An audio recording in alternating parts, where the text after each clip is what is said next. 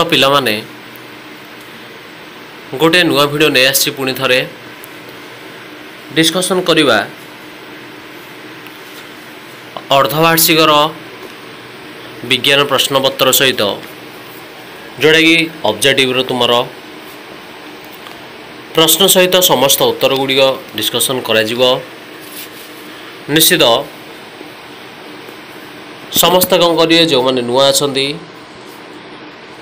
Subscribe करी notification T को on रखि शेयर मध्य करनव सांग मान सहित वर्तमान समस्त विषय आमर प्रश्न सहित उत्तर गुड़िक चैनल रे अपलोड हो सारी जो माने देखि ना यथाशीघ्र जाई चैनल रे देखि नेबे। तो आमर दुईटी जो कौन अच्छी पेपर अच्छी आम जो कहीदेचु आगरू मध्य समस्त पेपर गुड़ी को प्रश्न सहित उत्तर गुड़ी को तुमको प्रोवाइड कर दि जाऊँगी गोटे गोटे करी कहीं मध्य व्यस्त होबार वर्तमान गोटे गोटे क्वेश्चन डिस्कशन करा समस्ते भलरे नोट करनब। हाफ इयरली एग्जामिनेशन जोड़ा कि ऑब्जेक्टिव आज देखा आम एक नंबर क्वेश्चन रु जीवाहारी प्रश्न आसला एक नंबर सिल्वर ब्रोमाइड को सूर्यालोक गरम करने क्यों प्रतिक्रिया मन रखी नब। एक नंबर उत्तर हो ताप शोषी। दुई नंबर क्वेश्चन को आसहरी पिला माने गोटे समीकरण देछि क्वेश्चन पचार उक्त प्रतिक्रिया रे क्यों पदार्थ जारित हुए। तो ये आंसर आम कहीदेवा हाइड्रोजन सल्फाइड कौन हम जारित हम समस्ते नोट कर। परवर्ती 3 नंबर प्रश्न को आसी बाहरी सोडियम जेतेबेले जल सहित प्रतिक्रिया करे क्यों गैस टी आमे पाई पारिया। तो उत्तर हो पिला माने निश्चित हाइड्रोजन।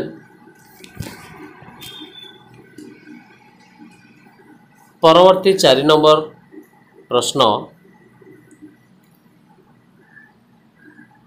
समीकरण टी चेक कर समस्त देछि क्यों प्रकार प्रतिक्रिया दुईटी उत्पाद मिसी गोटे आमर दुईटी प्रतिकारक मिसी गोटे उत्पाद सृष्टि हेले निश्चित आम जानते कौन आम कहीपर सेटा को संश्लेषण मन रोच समस्त।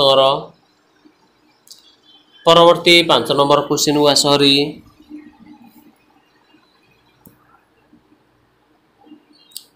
पार्टीर पीएच केते हेले दांत क्षय आरंभ हो पिला माने।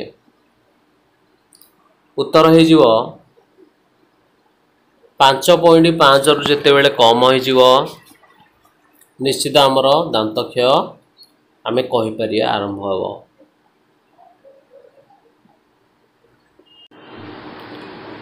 परवर्ती 6 नंबर प्रश्न को आसी बाहरी क्लोरो आल्काली पद्धति उत्पादक गुड़िक कौन मन रख। क्वेश्चन पचार उत्पाद उत्पाद मान आम कौन पाँच निश्चित उत्तर आम कहीदेवा हाइड्रोजन सहित क्लोरीन आउ सोडियम हाइड्रोक्साइड पाई पारिया। 7 नंबर प्रश्नर जीवाहारी सोडियम कार्बोनेट रु क्यों पद्धति रे धोइबा सोडा आम प्रस्तुत करिबा। तो पिला माने ताकू जेतेबेले ऊर्ध्वपातन करा जीवो मन रखियो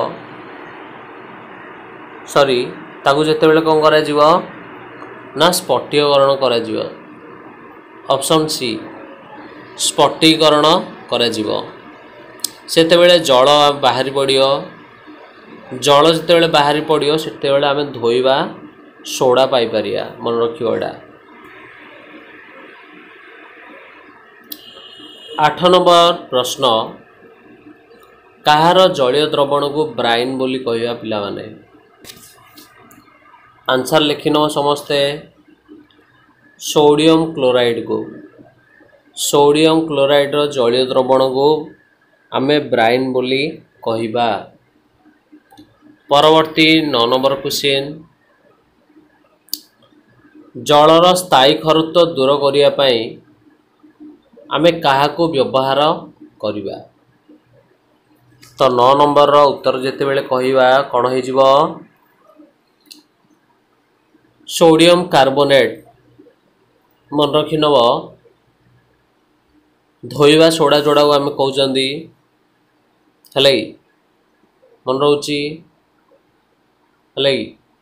परवर्ती क्वेश्चन को जिबाहारी।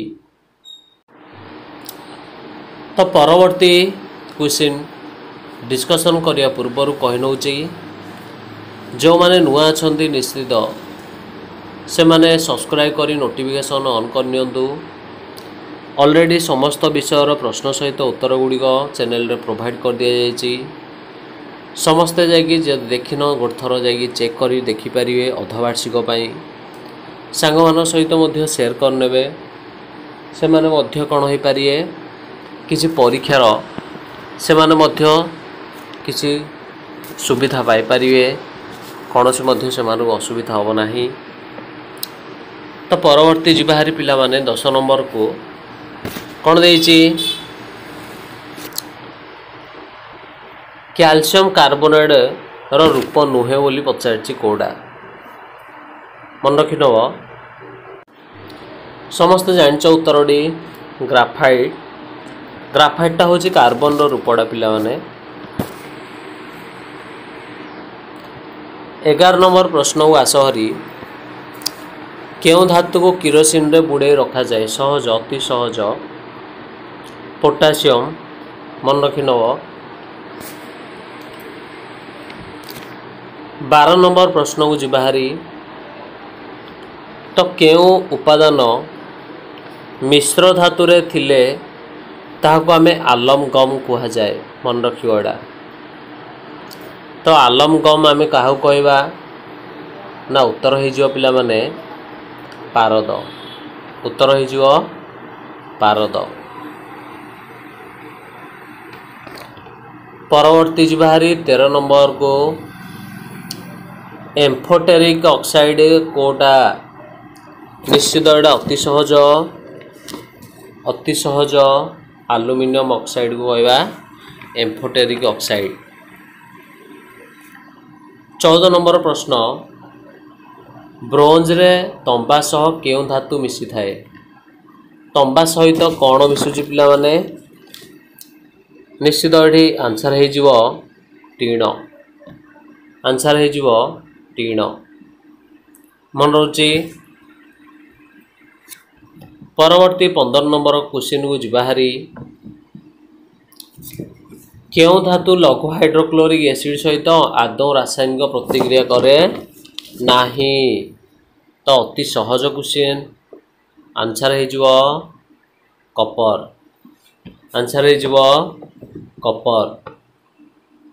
समस्ते नोट करछ उत्तर गुडी को भलरे समस्ते रिविजन करी निज निजर अर्धवार्षिक परीक्षा भल करिए बोली आशा करछि।